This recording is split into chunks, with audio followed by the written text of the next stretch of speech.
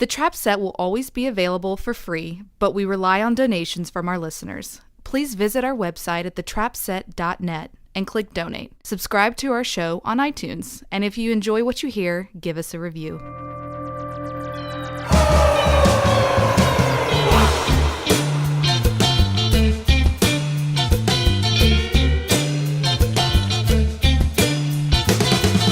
This is Joe Wong.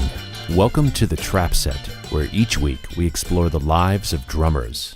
I want to play something for you.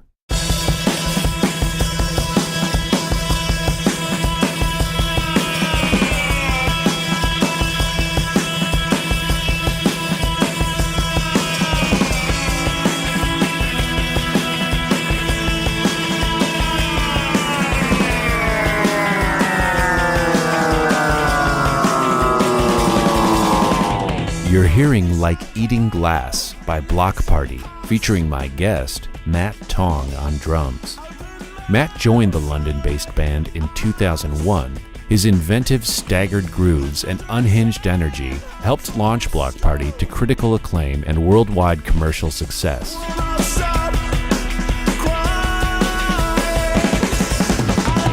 After more than a decade with the band, Matt left Bloc Party in 2013.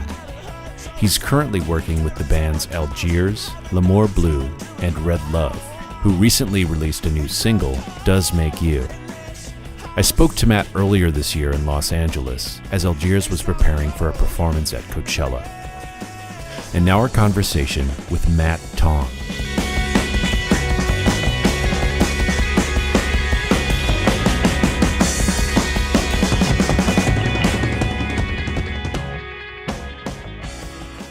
My dad came to the UK when he was about 18 to study. He grew up. So his parents are both Chinese, but they're immigrants from China. And my dad was born and raised in Malaysia. And he came over. He was he's the eldest of 6 children, and he was he was sent over to study, and it was a big deal and whatnot. But anyway, so he met my mother in Bournemouth when he was in his early 20s, I guess. And she was just walking down the street. Apparently, she was just walking down the street, and he was like, "Hey, do you want to go for coffee or something?" So it's really weird to think of him doing that, because he's actually quite. I know him as kind of quite a shy, retiring person, but he obviously has, because he was a teacher for a long time. I think there's a part of him I haven't really experienced that much, where he's actually quite open to acting a certain way in front of strangers. Right. Well, he must have been compelled. Indeed. And so anyway, I grew up in a very racially non-diverse. I don't know. A lot of white Britons. Yeah, I really was kind of. I felt very much the other where I grew up, and I didn't really have much access to other Asian people in the UK. I wasn't really. There weren't many people outside of my immediate family where I could kind of share my experiences of that part of my identity. So, do you feel like you just defaulted to like a white British identity? Yeah, I think I did, and I think part of that was I suppose it was a safety net, and it was a way of kind of protecting myself, because I think ultimately as a child I kind of just got sick of being harassed and ridiculed, and just I don't know. I wouldn't say I was particularly bullied, but it was constantly made I was constantly made aware of the fact that I was different. You felt like an other. I definitely felt like an other. And then how would that manifest? Would people ask you if you knew karate and things like that? I'd get a lot of people just making Bruce Lee noises. Yeah. A lot of people kind of. That happened to me too. Yeah. Where did you grow up in California? No, I grew up in Wisconsin. Oh, so it was probably a similar situation. Right. Yeah. There weren't many Asian kids in the town that I grew up in either. So I think it's a lot different now. I think it's more diverse, and I think the culture is generally a little bit more sensitive and PC. But when I was a kid, it was kind of strange. Yeah. On top of that, so both my parents come from working class backgrounds, and as often happens when a generation starts to move up, my mother particularly was very anxious that I didn't go without some of the things that she went without. So I went to a school where there was quite a loose school uniform policy, but she made sure I had a tie on at all times, and when none of the other kids really kind of dressed like that at school. So that was an additional thing where I was constantly having to deflect, attention, which wasn't always the most positive attention, I suppose. But moving, I've been in the US now for 6 years almost, and I've definitely become kind of more aware of what it is to be. I've become more aware of like the Asian American experience versus the UK Asian experience, and it's definitely interesting becoming more aware of that, and actually that in relation to identity politics, and I definitely think about myself differently now. Do you feel more proud of your Asian heritage than you did, or do you feel like you're able to own it in a different way? I feel like I'm kind of developing. There's an emergent kind of strain of thought where I'm thinking, well, actually, I am mixed race. I'm neither one or the other, and for quite a long time I was kind of resentful of.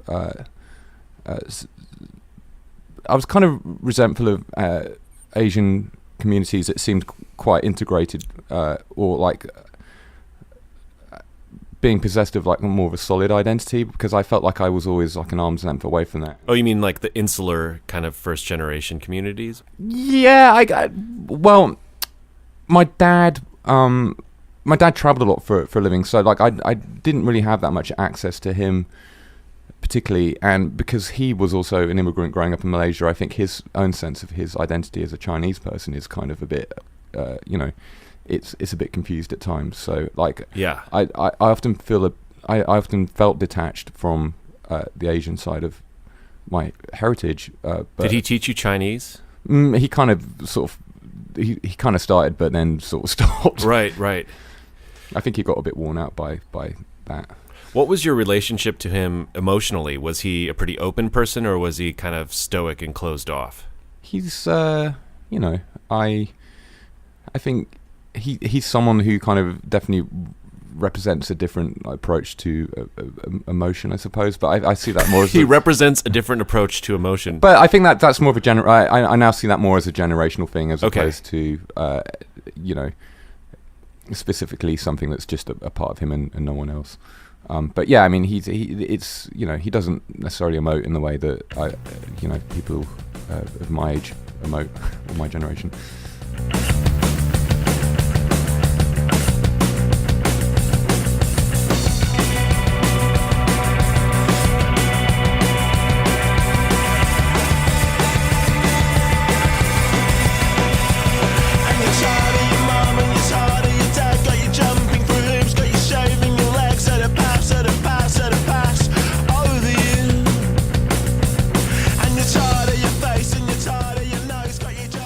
What was the first instrument that you learned to play? A piano. Oh, me too. A piano. The piano. Yeah. Were you into it? Did you connect with piano? I did initially. I was doing really well on piano for a while, but I think because you're Asian. Because I'm Asian, yeah, absolutely. It had to be. Well, in my mind, like I really wanted to be like kind of Little Richard or Jerry Lee Lewis. Jerry Lee Lewis. I wanted to be like I loved like watching footage of those performers just like really slamming the piano and being super flamboyant, and that's really how I saw myself as a piano player. And I wasn't really, I was like 5 years old when I started learning, and I wasn't really able to express my desire to move in that direction. Like I had a very kind of formal classical kind of training for the first few years I was learning the piano, and so that kind of diverged somewhat from my goals at the time. So piano became more of an abstract thing, where it was kind of like, it was all about like kind of meeting targets and kind of achieving goals, and like moving up to the next grade of piano or whatnot. Tell me about how you discovered drumming. When I moved up to secondary school, which is, it's like the British equivalent of high school, but you go there for 7 years. You start at 11, and then you finish when you're 18. Or you can stop when you're 16 if you want as well. But when I moved up to that school, on the first day, a sheet went round with options for learning different musical instruments, and I just signed up for the drums on a whim, really, which turned out to be one of the better decisions I made in my life. For me, playing drums empowered me to do something cool in a way that piano, clarinet, or violin, which I played earlier, didn't do. Yeah, I mean, especially when you... how old were you when you 11, when I started playing drums. It really does mark you out as like different, I think, when you like start playing an instrument like that. And I think that probably also motivated my decision to start learning the drums. I like the idea of being able to do something no one else could do, or not that no one else actually really had any inclination to want to do. Yes. Yeah. What kind of dorky shit were you into? Me? Yeah, were you into like role-playing games? Or no, things I wasn't. Like that, actually, J.R.R. Tolkien, or... I kind of tried to fight that as much as... like, not that I was particularly into that stuff anyway, and not that I have a problem with it as such. But, I mean, there's a whole, like, kind of hornet's nest of, like, kind of issues, like... that you can unearth when it comes to like kind of stereotypes and like nerdy Asians and whatnot. I think that's probably a conversation for another time. But like outside of that, I was kind of just nerdy anyway. I was like really gangly, skinny. Like I wear I'm extremely short-sighted, so I had these like thick, grey kind of jam jar glasses. I was quite depressive and kind of defeatist and like just. Are you still? I get depressed about different things now, but what were you getting depressed about at the time? I just felt like I didn't really have much in common with my immediate peers, right? And I didn't have really any focus for my kind of increasing sense of disillusionment. I didn't really know what was cool. I didn't really know what I was into. Like I felt like kind of just a non-entity really, and like it wasn't through lack of encouragement from my mum, who was generally very supportive, but like I just found it really hard to kind of concentrate or focus on anything or really find anything that I was interested in. I played video games a lot, and that was something that really marked me out. I was kind of a nerd. All right, so going back, you got full-time access to a drum kit at 16. Right. But it sounds like you didn't have clear ambitions at that time and you didn't really have a sense of self. Was there a time when you kind of became more comfortable with yourself? Well, I think at least if relating specifically to like my musical identity, getting a drum kit coincided with Britpop. And I'd kind of lost interest in music by that point. I didn't really like the way hip hop was going, for the mere fact that like sampling had apparently kind of stopped, and I wasn't really into like drum machines and like program beats so much at that time. So yeah, I was really into like just the computer game music, and then I'm sad to say I was like really into Jamiroquai for a while. All right, and then suddenly Britpop happened, and I really felt like I had something.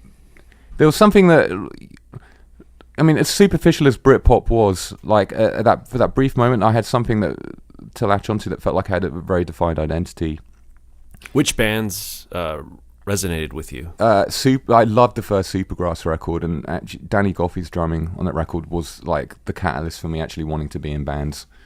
To really kind of pursue playing in bands.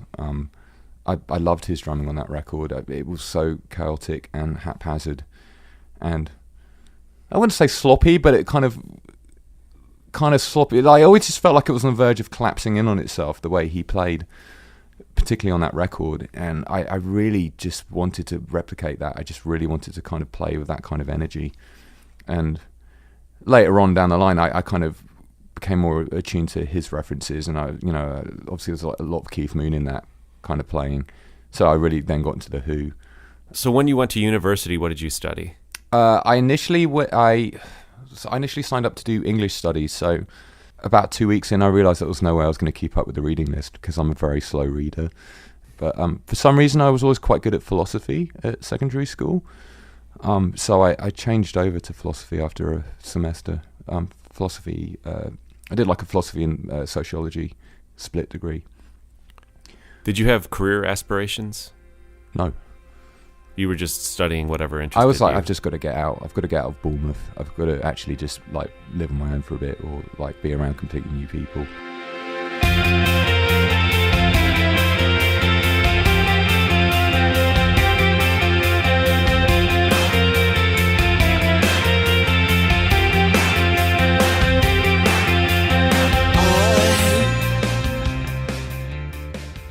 This episode of The Trap Set is brought to you in part by Colectivo Coffee, handmade coffee since 1993. Check them out online at colectivo.com.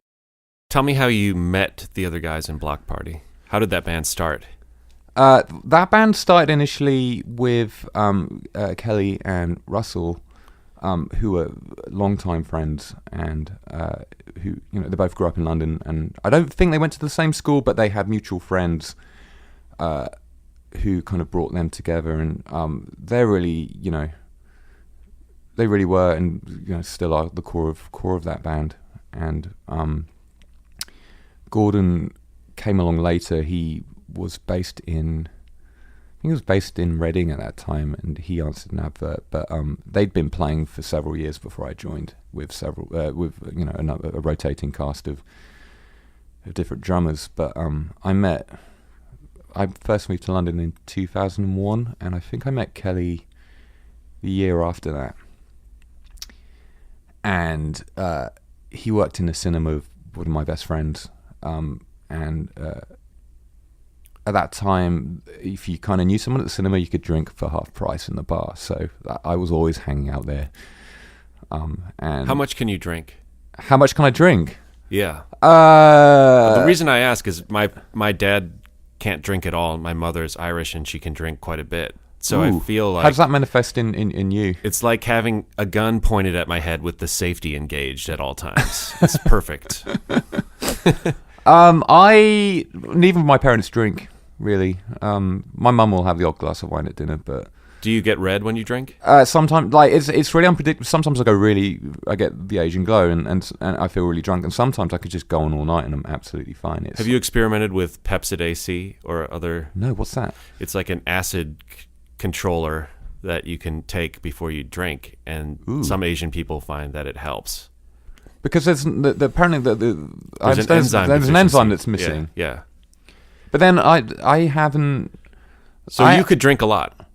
It What's depends. a lot for you? If I've been like, if I'm on tour and I've been like working up Building to it up, I can generally go on for most of the night. But there'll be a certain point where actually I just get super tired, and like I'm renowned for just falling asleep at parties and just wanting to go home. So you were hanging out at the cinema quite a bit. Yeah. Getting drunk at the bar or And- drinking at the bar. Yeah. And you met those guys. I met I met Kelly.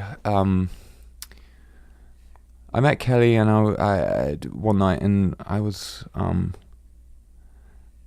kind of like I was intrigued by him, but like I sort of got the sense that we were gonna have like kind of a, like, it wouldn't be like a conventional friendship. But, like, there was something where I was like, yeah, I feel like we're never going to see eye to eye. But did that make it more interesting? I don't know. I mean, I just felt like I'd never really met anyone like him before, and so I was always kind of happy to see him.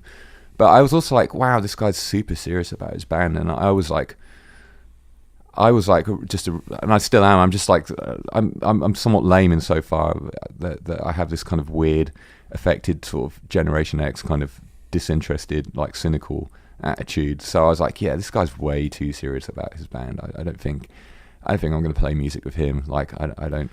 Does that come from a place of fear? Like, are you afraid to really embrace it and go for it?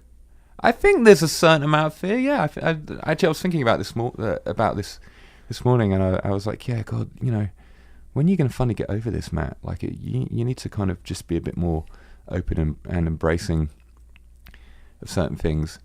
It was a certain amount of fear, but like, there's, you know, there's also this kind of British aspect where it's like the sense of like, you know, who do you think you are? Know your place. don't get too far ahead of yourself. And I think that probably has maybe I definitely have been infected with that. And I think ultimately that's why I moved to the US, because I just felt that kind of oppressive in the end. But yeah, at the time, I think there was a certain amount of fear and a certain amount of suspicion that I felt whenever Kelly talked about his band, and whenever he approached me to play. Can you remember playing with them for the first time? Yeah, we had this rehearsal space that was in a neighbourhood of London called East Acton. But I used to smoke a pack a day back then, and I hadn't really played drums for a while, and I'd been given a demo tape sometime prior to my first rehearsal with the band, and I knew that the music was very up-tempo and energetic, and I also saw them play their final gig with their previous drummer. So I kind of knew what I was in for, but then when I started trying to play, I could get maybe 2/3 of the way through a song and I'd have to stop, and then I'd have a cigarette, and then the other guys would just be laughing at me, and I remember just being slumped in the corner by the end. And well, there must have been something about you that drew them in if they were willing to allow you that time to catch up. Well, Gordon was actually very he was very vocal about that, and he came straight out and said, "Look, you're definitely not the most technically gifted drummer we've ever played with, but you definitely have something else that none of those other guys had, and you have good ideas, and you just have this weird energy that these other guys didn't have. We were interested in playing, pursuing this musical relationship." That's great. Yeah, it was, Was that empowering? It was, and it was reassuring as well. And actually, going back to my kind of failed attempt to become a guitar player, at that time, alternative music in the UK had become very lethargic, and there were bands like Travis who were very popular, and bands like Star Sailor, and the music was kind of very low energy, I suppose, and really lacking, in my opinion, any kind of vitality or anything that I found compelling. And I really wanted to bring that back in terms of performance and attitude. So I really wanted to be like some crazy guitar player guy rolling around on the floor, and I would go see bands play Annual Nerves by the Trail of Dead, and I'd be like, this is what I've got to be doing. I've got to be just smashing stuff up the whole time and just generally being like a crazy person on stage. And when I realized I couldn't do that on guitar, I was like, yeah, I'll just try and do that on the drums. So I knew when I saw the band was then known as the Angel Range. So when I saw them play with their previous drummer, I was like, yeah, he's good. That drummer's good, but he doesn't seem to be that connected to what they're doing. And there's just something missing. There's an aggression and kind of almost like a fear that is missing in this band. And I kind of really wanted to bring that to what they were doing. And I think Gordon kind of quickly honed in on it rather. And it was nice to be told that what I was hoping to do with the band was something that they wanted.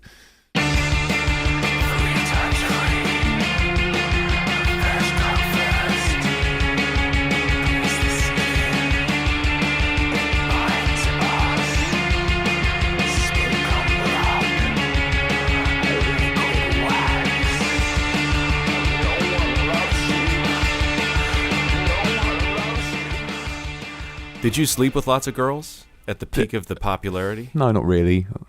I met my ex-wife about 6 months into touring, so I was actually married for a lot of the time I was in Bloc Party, so that then just, that was completely out of the question. Yeah? Yeah. Doesn't absolutely. stop lots of rock stars. It doesn't, but, I really bought into the idea of, romantic love at that time. Not that I don't now. You say that you don't anymore. No, but I. How long were you married? 7 years, I think. So when did you get married? I got married at the start of 2006. Okay. So you got married to someone that you met kind of during the ascent of Bloc Party. Yeah. And then around the same time that you left the band, you also got divorced? No, the band went on hiatus for a year, and we moved to New York, and then I see what your line of questioning is leading to, and I'm actually. Did you have some sort of existential crisis, or no? Well, you know what? Really, what it was a number of things. Like we definitely, she's American, so there was like a need to kind of expedite that whole marriage, because her visa was running out, and we'd been living in the UK together for some time, and she was on a fiancé visa. So that probably happened like in a less natural way, and I hadn't really lived with anyone before in that capacity. So like, I was definitely very callow compared to my ex-wife, and then of course I was on tour the whole time. So like it's no real way to establish like roots, right? And like you know, there's no real way to kind of like nest with a partner. So I think that year off from touring was like, it really threw me, and like I think I personally had to confront a lot of stuff that I hadn't really addressed. You know, like what? Just what it is to just be with one person, and to actually occupy one space. We toured so much, and when we weren't touring, like the most time we ever got away from the band during any cycle was like a month. That's where we're always around each other and always in the studio, and yeah, and at first that's really romantic when you have someone waiting for you. Yeah. And then you have these concentrated bursts of love, and then absolutely, then the anticipation while you're on tour. There's a certain amount of desperation and Yeah. like kind of like desperate romantic longing that kind of can sustain a relationship for all of that stuff. But then you actually, then you're just then when you're left alone with that person, then you have to figure it you're out. at home, and you're really trying to figure out like how much of that actually is real and how much of that is sustainable. And you know, at the original lineup of Bloc Party, like it's often been, you know, it was often pointed out to me that as individuals we were all like perfectly decent and reasonable people to get along with, but for whatever reason, when the four of us were in a room together, like it totally sucked the energy out. Like we were just so awkward as like a unit. So like a lot of, I would come back from a tour and be exhausted generally from just having to like work my way through that, and Emotionally exhausted. Oh, definitely. I just didn't have space to kind of really be in a you know, I didn't really have space to adequately kind of contribute to the relationship. And yeah, I think, you know, finally like not being on tour for a while kind of forced me to have to, you know, acknowledge that. It seems like you came to some important realizations about yourself through that experience, through the breakup and through the pain. Yeah, I learned a lot. I mean, Do you feel like you're more self-aware now? yeah, definitely. The funny thing is, like, we both started going to couples therapy about like a month before we broke up, and which is, I feel bad for couples therapists because they must feel like they're constantly failing, because that's generally when people go in when it's like a bit too When late. it's too late, yeah. But we actually could, we were getting so much from that experience that we carried on for like a good couple of years afterwards. We knew we weren't going to get back together, but we felt like the whole process was really insightful, and it really helped us work through the sadness of that breakup. And you know, again, like as a Brit, like being in therapy was like the last thing on my mind. I was like, this is crazy. This seems so American. And then by the end, I was like, oh man, I'm sad. This is sad. We're not going to couples therapy anymore.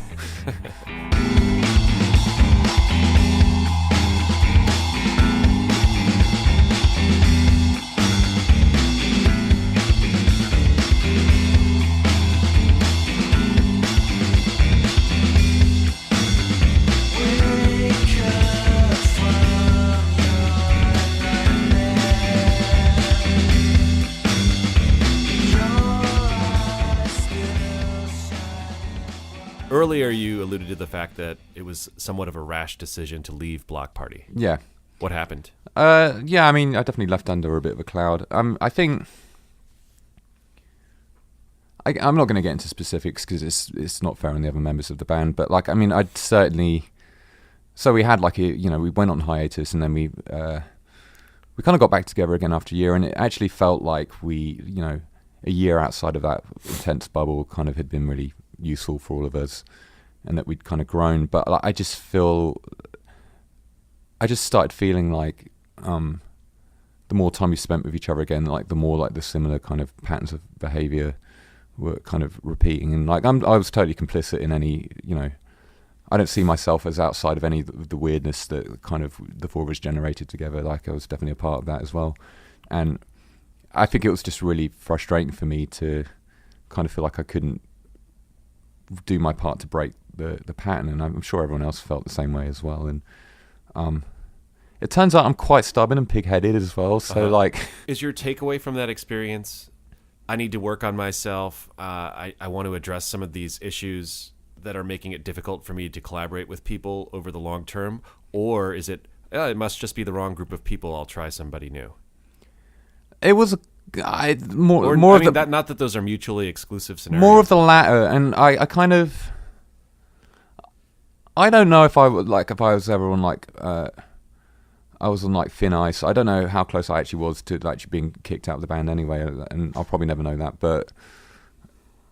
I just had like more of a growing sense that things weren't quite right, and I kind of felt like there wasn't anything I could do about it, and it was making me more adamant to kind of resist being drawn back into like the often repeated like patterns of behaviour that we developed within the group, and I felt like it was affecting the way we went about making music, and it had been for a very long time, and. I was also...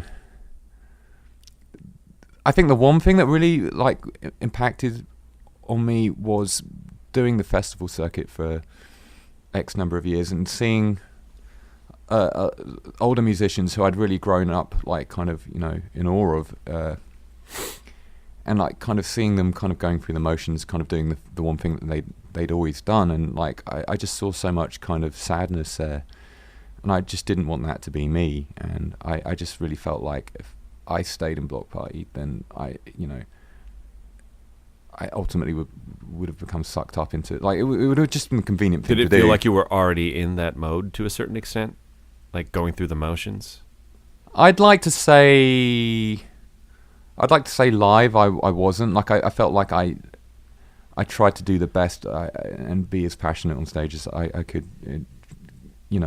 To the best of my abilities. Maybe that didn't always come across. I'm sure there probably like numerous shows where it seemed like I was just going through the motions. But I felt like in terms of like contributing musically, like I definitely, I'd kind of just sort of given up trying to express myself and was happy to go along with whatever the song required. And I just felt like there was no way to be in a band, and that ultimately I wasn't really, it wouldn't be healthy for the group, that they probably, deserved or needed someone else with a fresh perspective.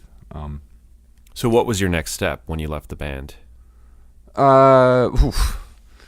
was a weird time because I kind of left in the middle of like a tour, so but I just knew I had to go, and I just couldn't go back to I just couldn't bear the idea of finishing that tour, and I do feel bad about that. I feel like it wasn't particularly professional. I feel like I should have sucked it up and just finished that final tour, because it was the final tour on that album cycle.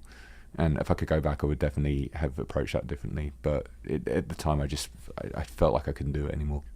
So I sort of sat there for a month, and I was trying to avoid any kind of contact with anyone in our like immediate circle. And like, I was like, God, it must be weird now. The band have got the tour with someone else. I really dropped him in the deep end. Did you ever go on Google and watch YouTube videos of your No, replacement? I still haven't. Like, I can't. Do you talk to them at all? No. I still speak to Russell and Gordon, but I think the way in which I left it definitely sort of led to burning bridges with Kelly, but which is... It's a shame, but I kind of knew I knew that was going to happen if I left the band.